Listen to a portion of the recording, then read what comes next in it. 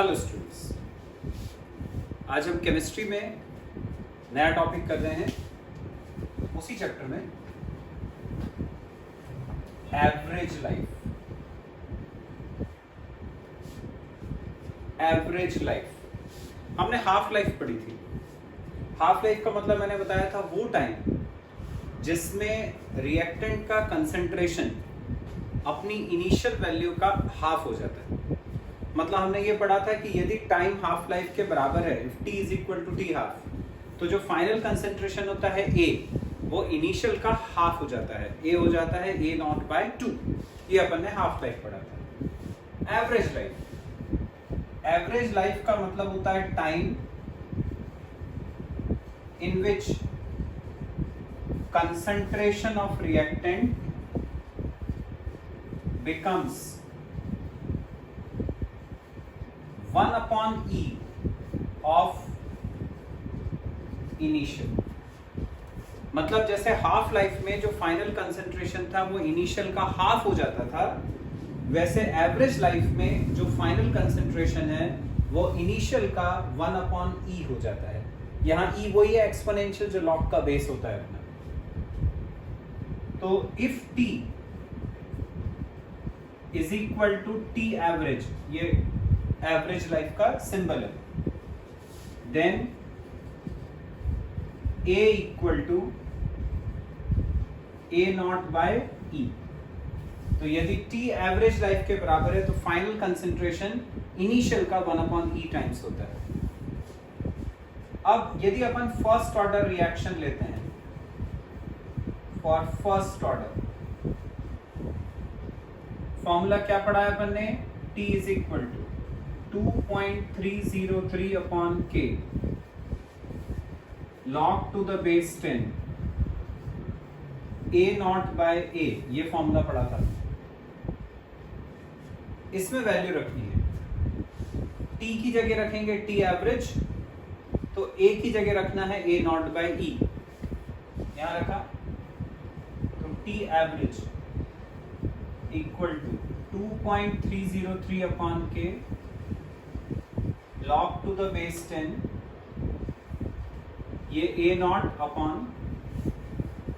a की जगह पर a नॉट बाय e, ये सब्स्टिट्यूट कर दिया अपन। a नॉट से a नॉट कट जाएगा,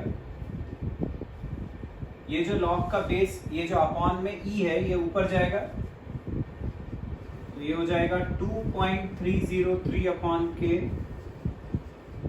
log e to the base 10, ऐसा आ गया।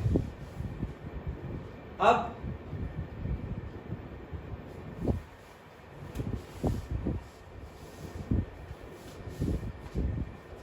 अपन ने फॉर्मूला पढ़ा है कि जैसे log x to the base e है, यदि हमें इसे log x to the base 10 में कन्वर्ट करना है तो इसका फॉर्मूला होता है 2.303 into log x to the base 10। ये log x की बेस e को log x की बेस 10 में कन्वर्ट करने का फॉर्मूला अपन ने पढ़ा है। अब अभी जो अपनी इक्वेशन आई है वो आई है t average equal to 2.303 upon k log e to the base 10, ये इक्वेशन आई थी अभी। अब ये जो E है वो यदि अपन यहां x की जगह रख दें तो ये जो ऊपर वाला फॉर्मूला है वो क्या हो जाएगा? यदि हम x की जगह E रख दें तो log e to the base e equal to 2.303 log e to the base 10। ये जो ऊपर वाला फॉर्मूला था मैंने इसमें x की जगह पर e रख दिया, तो देखो ऐसा आ गया। अब अपन को पता है कि log e to the base e 1 होता है। पहले भी मैंने कई बार बताया कि log of any number to the same base 1 होता है, तो log e to the base e ये 1 हो गया। तो 2.303 log e to the base 10 की वैल्यू 1 हो गई।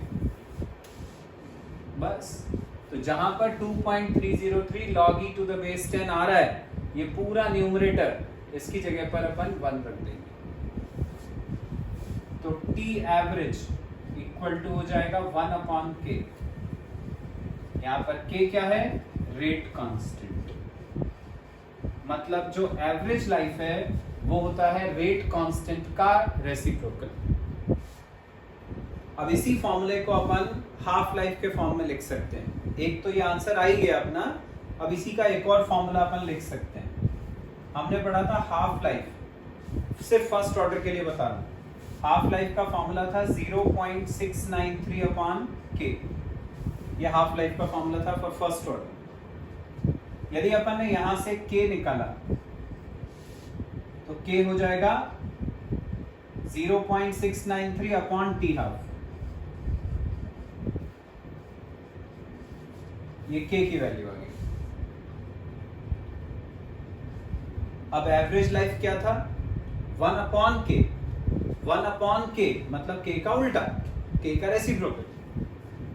तो टी एवरेज का फॉर्मूला आ गया के का रेसिप्रोकल, टी हाफ अपॉन 0.693, ये एवरेज लाइफ आ गई।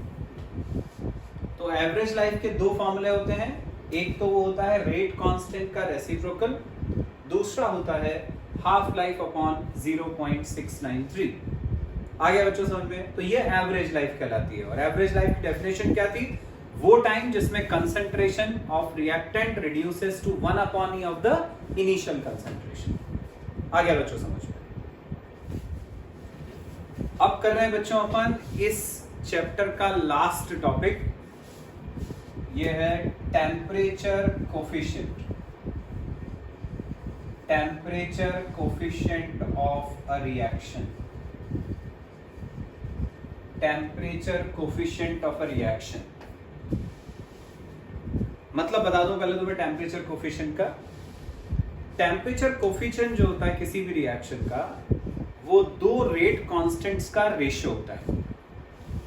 दोनों रेट कांस्टेंट में 10 डिग्री का अंतर होना चाहिए टेम्परेचर में। तुम्हें पता है कि क्या होता है कि जैसे टेम्परेचर बदला तो रिएक्शन जो है वो तेजी से चलने लगता है। जैसे अपन ने टेम्परेचर बढ़ाया तो रिएक्टेंट के मॉलिक्यूल तेजी से मूव करेंगे।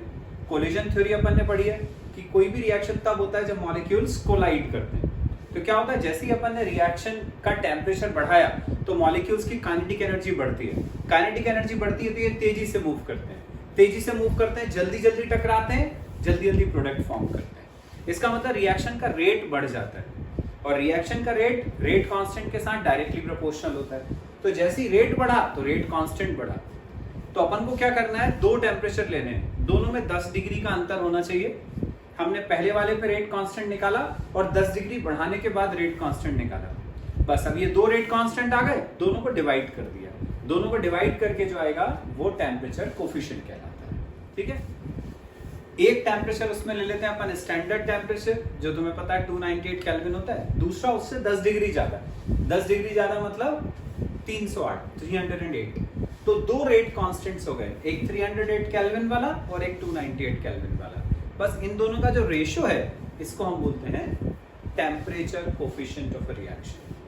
तो temperature coefficient of a reaction जो है ये होता है दो रेट कांस्टेंट्स का ratio. Rate constant eight 308 kelvin upon rate constant eight 298 kelvin. ये जो दो टेम्परेचर्स हैं इन पे जो दो रेट कांस्टेंट्स आएंगे इनका रेशियो कहलाता है temperature coefficient of a reaction. आ गया बच्चों समझ में? तो इस तरह से अपना ये चैप्टर जो है वो कंप्लीट हो गया। इसकी तुम वर्कशीट सॉल्व करो, उसमें कोई भी डाउट आता है तो मेरे को भेजो। नेक्स्ट क्लास से हम केमिस्ट्री में नया चैप्टर स्टार्ट करेंगे। Thank you.